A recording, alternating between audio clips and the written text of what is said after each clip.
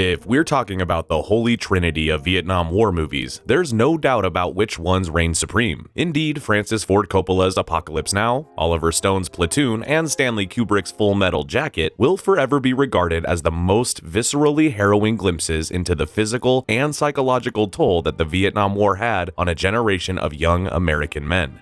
Yet, despite the popularity of Full Metal Jacket, one can't help but wonder how much more successful the movie would have been if it weren't released in the shadow of Platoon's smashing success. Remember, not only did Platoon win 4 Oscars in 1987, including Best Picture, but it was released in theaters just 5 months before Full Metal Jacket. As a result, Kubrick's undeniable classic sort of got lost in the shuffle and never received the contemporaneous accolades and attention that it deserved. Of course, always ahead of the curve and far beyond his time, Kubrick's Full Metal Jacket has only gained appreciation and popularity over the years, with many even asserting that it's the absolute best Vietnam War movie of all time.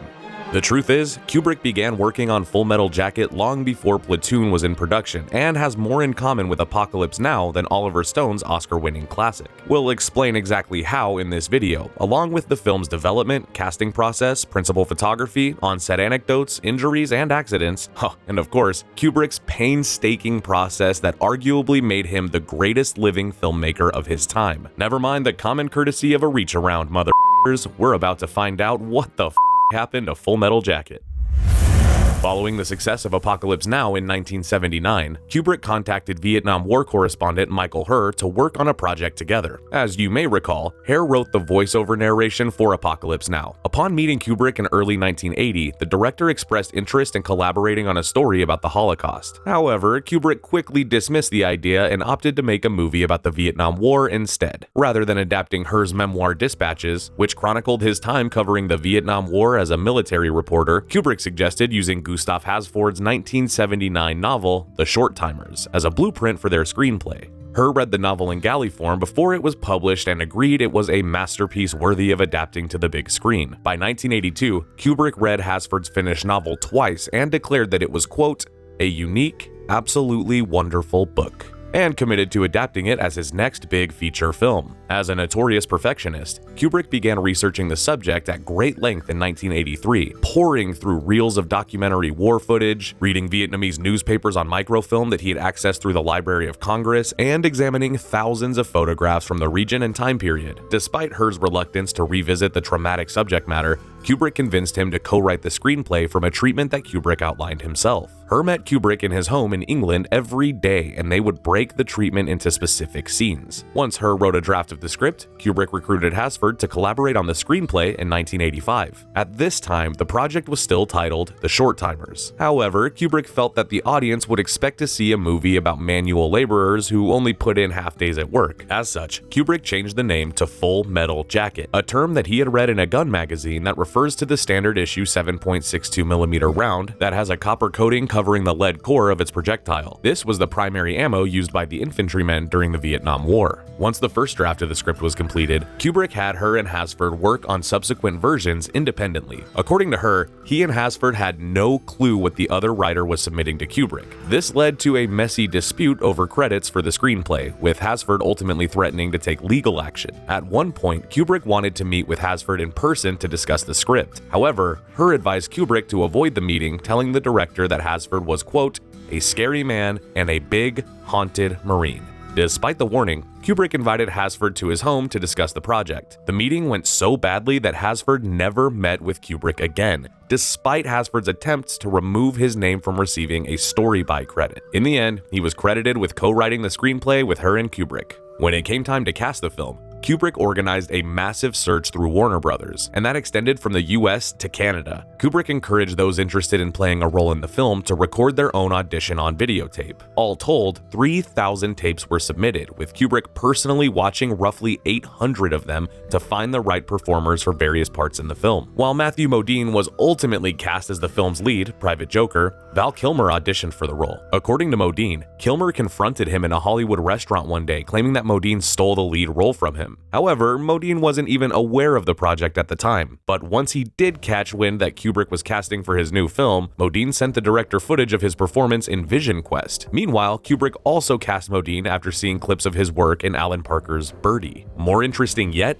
Brat Packer Anthony Michael Hall was originally cast as Private Joker. Kubrick reportedly watched Hall's performance in John Hughes' 16 Candles 3 times, and he was adamant that he was right for the role of a wisecracking, anti-establishment soldier who becomes a war reporter. Believe it or not, Hall spent 8 months preparing to play the role. However, in the end, Hall's agent at Warner Brothers couldn't settle on a salary or a schedule. And while all of this is going on, according to a 1988 Playboy interview, Bruce Willis was offered an unspecified lead role but was forced to decline due to his schedule on moonlighting. Even more shocking yet, Arnold Schwarzenegger was offered to play the role of Animal Mother, but turned it down to star in The Running Man instead. Schwarzenegger was replaced by Adam Baldwin, and last but not least, the great Denzel Washington was considered for the role of 8-Ball. However, Washington declined the role when Kubrick refused to send him a script, and as such, Dorian Harewood was cast instead. According to Kubrick, the hardest part to cast in the whole movie was Private Leonard Pyle, played indelibly by Vincent D'Onofrio. According to reports, D'Onofrio learned about the casting auditions from Modine, and D'Onofrio rented a video camera and filmed his own audition after regaling himself in full army fatigues. Once Modine suggested D'Onofrio play the role and Kubrick saw the video audition, he agreed that D'Onofrio was the right one for the role. Afterward, Vincent D'Onofrio was required to gain weight for the role and ended up gaining 70 pounds. To date, that weight gain remains a record for an actor, with D'Onofrio eclipsing Robert De Niro's infamous transformation in Raging Bull. It took Vincent D'Onofrio 7 months to put on the weight and then 9 months to take it off, requiring rigorous exercise in the process. While filming his scenes during the Paris Island outdoor training regimen, D'Onofrio tore several ligaments in his knee due to the excessive weight he put on for the role. D'Onofrio later admitted that he patterned his performance on classic silent film stars from Universal monster movies, especially those played by Lon Chaney. When Kubrick began directing D'Onofrio, he told the actor, quote, "I want you to be big, Lon Chaney big." D'Onofrio was thrilled that he had already studied Chaney's body posture and on-screen movements. As for the iconic role of Gunnery Sergeant Hartman, actor Bill McKinney was Kubrick's first choice. However, according to director John Boorman, Kubrick was so terrified of McKinney's performance in Deliverance that he refused to even meet with the actor in person and declined the idea of casting him. Kubrick also personally telephoned Ed Harris and offered him the part, but Harris declined and later expressed regret over the foolish decision. Actor Tim Colseri was eventually cast as Hartman and spent roughly 10 weeks preparing for the tightly scripted dialogue. However, just before he was set to film his scenes, Colseri was notified that he had been replaced by R. Lee Ermey. A former U.S. Marine drill instructor in real life, Ermey was initially hired as a technical consultant for Full Metal Jacket, but once Kubrick saw Ermey recite dialogue in a video audition, he immediately felt that he was right for the role of Sergeant Hartman. With Ermey also lobbying for the role, Colseri was replaced and given a much smaller role as the helicopter door gunner who is seen blasting innocent civilians in the second half of the film. Kubrick was so impressed by Ermey's commanding screen presence and colorful language that he encouraged the actor to improvise on set, something that is virtually taboo for a Kubrick film. However, while some have suggested that Ermey ad-libbed all of his lines of dialogue, that is a bit of a misconception. Ermey would improvise certain lines during a 1-week rehearsal period and work closely with Kubrick to rework the script to incorporate his ideas. While Kubrick is infamous for filming a large number of takes for any given shot, he was so enamored with Ermey's on-screen command that his scenes required as few as 2 or 3 takes apiece. According to Ermey, the longest scene he filmed was the jelly donut sequence, which he claimed took 37 takes to get right. Speaking of filming, principal photography on Full Metal Jacket officially started on August 27, 1985, and ended on August 1,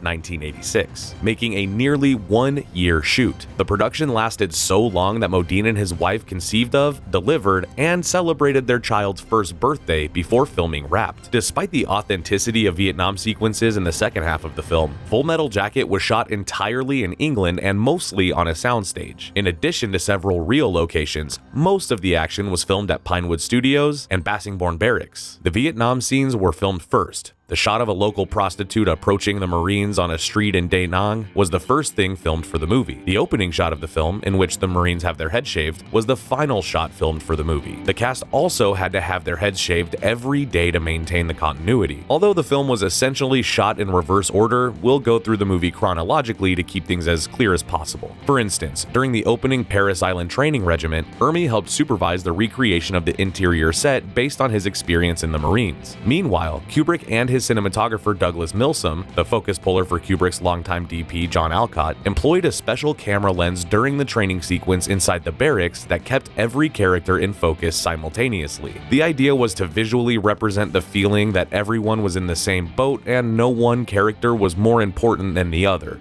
fostering a sense of teamwork and camaraderie as they all experienced the same abusive treatment. While archive footage of real Paris Island was used for the graduation scene, several other locations were used. In addition to RAF Swinderby, Lincolnshire, most of the training scenes were filmed at the Bassingbourn Barracks, which is located in Bassingbourn, Cambridgeshire. For the outdoor shooting range sequences, a British Army rifle range near Barton, Cambridge was chosen. Some of the outdoor training shots were also filmed in Epping Forest, Essex. If you look closely at Joker's shirt during the Paris Island sequence, his shirt reveals his name to be J.T. Davis. This is a deliberate reference and an honorary shout-out to James T. Davis, who was the first officially recorded U.S. casualty in the Vietnam War. Davis was killed in battle in 1961. During the making of the Paris Island sequence, the production suffered a massive blow when Ermey got into a Jeep accident after skidding off the road at 1 a.m. Ermey broke several ribs during the accident. At the time, Kubrick actually called Tim Colseri and temporarily rehired him to play Hartman. However, Kubrick changed his mind again and decided the best thing for the movie was to halt production until Ermey recovered. All told, the production delay lasted 4.5 months, which partially accounts for the budget nearly doubling from $16 million to start and roughly $30 million by the time post-production was over. If you look closely, Hartman does not move his left arm in certain scenes, likely due to the fact that he hadn't fully recovered by the time filming recommenced. Somehow, it only adds to the rigidity of the character and makes him more physically imposing. To wit,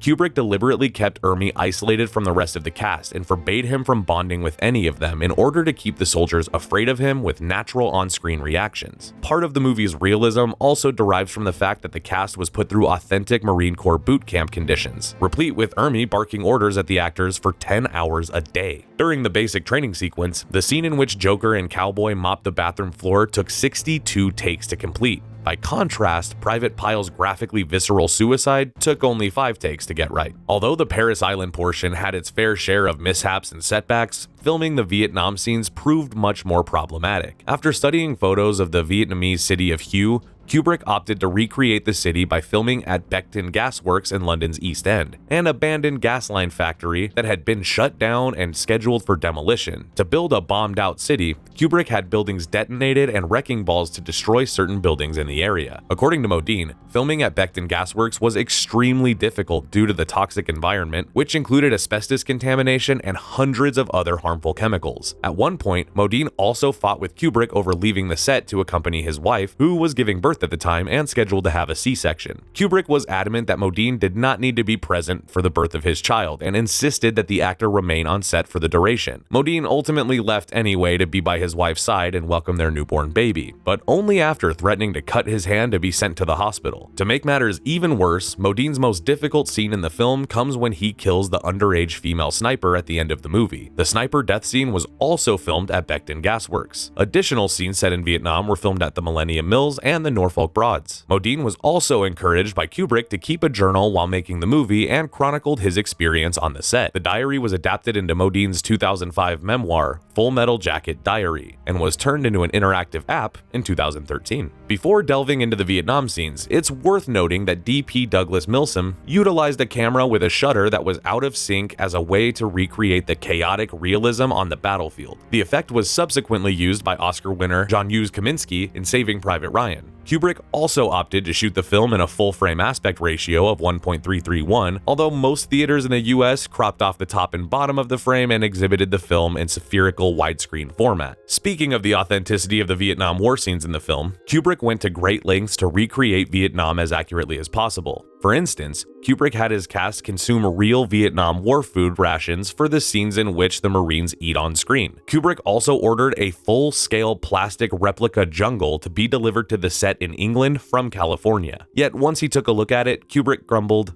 "I don't like it."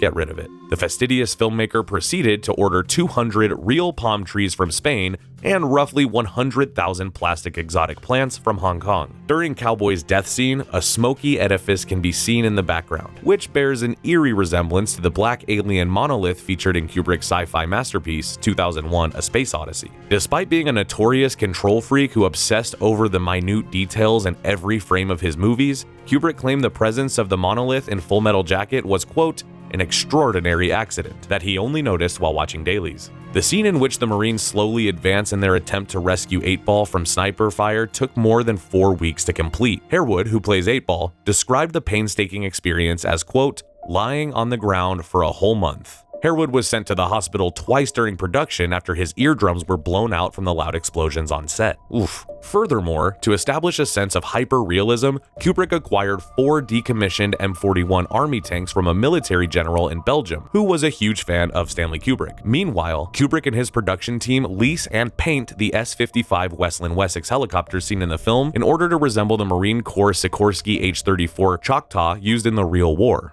For the weapons scene in the film, Kubrick was able to secure an assortment of rifles, M79 grenade launchers, and M60 machine guns from licensed munition dealers. Another reason why the Vietnam War scenes feel so real relates to the contributions of production designer Anton Furst. During pre-production, Kubrick personally sought Furst after being impressed by his breathtaking work in Neil Jordan's 1984 horror movie, A Company of Wolves. Part of Furst's research consisted of poring through more than 6,000 photos of the Vietnam War. According to Furst, the idea was to visually represent a hellish inferno, stating, quote, we didn't want blue skies. If the sun came out, Kubrick didn't shoot. When the squad went into the burned out city of Quai, we had every building on fire. Paris Island was supposed to train them for their tour of Vietnam, so we contrasted the unbelievable cleanliness of the boot camp with the incredible filth of the actual war. The point was that they came up against something they could never have trained for. Now, one thing that fans of the film may not know is that famed film composer Hans Zimmer actually wrote an unused score for Full Metal Jacket. Instead, Kubrick opted to use the score arranged by his daughter, Vivian Kubrick, who composed the music under the alias Abigail Mead. According to an interview with Keyboard Magazine in 1988, Vivian primarily used a Series 3 edition of the Fairlight CMI synthesizer and a synclavier. Also, Vivian makes a cameo appearance in the movie as the female photographer seen during the mass grave sequence that Joker and Rafterman encounter. Kubrick himself also makes a brief vocal cameo in the movie when Cowboy radios to his superior, Hotel. The voice heard speaking back to Cowboy is none other than Stanley Kubrick. Hotel 1. Of course, it's always fascinating to learn what scenes were left on the cutting room floor of any movie, especially one directed by Stanley Kubrick. In the case of Full Metal Jacket, one of the most infamous deleted scenes involved the Marines playing soccer during their downtime in Vietnam. The scene had to be removed because one close shot revealed that the team was not kicking a soccer ball, but a human head taken from one of their enemies. Speaking of decapitated heads, another scene featured in the original script took place directly after Joker kills the female sniper. After Joker shoots the girl, Animal Mother chops her head off with his machete and tosses it out the window. The beheaded prop was kept for years and discovered by journalist John Ronson in the 2008 TV movie Stanley Kubrick's Boxes. Speaking of the Vietnamese prostitute, although Joker states that she is praying, she's actually repeating the phrase, "So much pain, let me drink, kill me," in French Vietnamese. Jeez. As for Joker's ultimate fate in the film, it may shock fans to know that he originally was supposed to die in Vietnam. According to Modine in a 2017 interview on the Preston and Steve show, Kubrick continually asked him what he thought about Joker dying in the movie. While Kubrick had already discarded a flashback depicting Joker's funeral, he felt the character should die in battle. Modine adamantly disagreed, and when Kubrick asked for him to explain why, Modine told him that Joker had already seen his friend and drill instructor brutally killed in basic training, and then witnessed Cowboy die in his arms and was forced to pull the trigger on a teenage girl. In Modine's eyes, it was paramount for Joker to survive because living with those experiences would be much worse than dying, telling Kubrick, quote, "That's the real horror of war." Kubrick responded by saying, "That's the end of the movie." However, if Joker did die in the movie, here's how it would have gone down. According to Modine, the final shot of the movie in which the Marines marched together while singing the theme to Mickey Mouse would have continued. The shot would have extended to depict a flashback of Joker as a 5-year-old boy playing with a toy rifle. Joker's voice would be heard saying, quote,